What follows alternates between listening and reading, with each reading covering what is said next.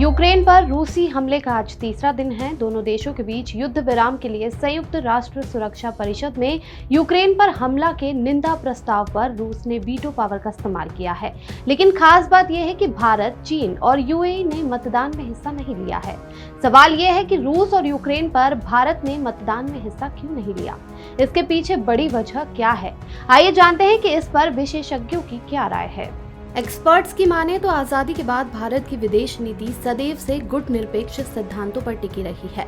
दुनिया में शीत युद्ध की समाप्ति के बाद भी भारत इस नीति पर कायम है, यानी वह किसी सैन्य गुट का हिस्सा नहीं है।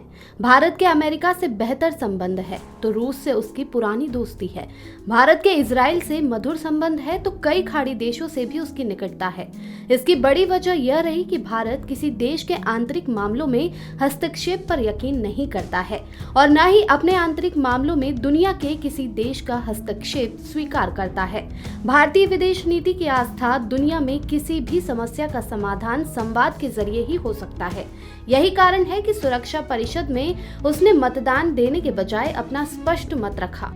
संयुक्त राष्ट्र में भारत के प्रतिनिधि टी.एस. तिरुमूर्ति ने कहा कि हमें इस बात का अफसोस है कि कूटनीति का रास्ता छोड़ दिया गया है, हमें उस पर लौटना होगा। इन सभी वजहों से भारत ने इस प्रस्ताव पर परहेज करने का विकल्प चुना है। भारत ने कहा कि यूक्रेन में हाल के घटनाक्रम से भारत बहुत ज्यादा परेशान है। हिंसा और दुश्मनी को जल्द खत्म करने की सभी कोशिशें की जाएं। इंसानी जान की कीमत पर कोई भी हल नहीं निकाला जा सकता है। उन्होंने कहा कि भारत की सबसे बड़ी फिक्र भारतीयों की सुरक्षा है।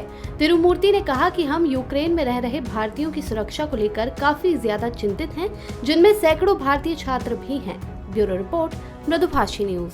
वीडियो को लाइक और शेयर करें। मृदुभाषी से जुड़ने के लिए चैनल को सब्सक्राइब करें। खबरों के नोटिफिकेशन के लिए बेल आइकन दबाना न भूलें।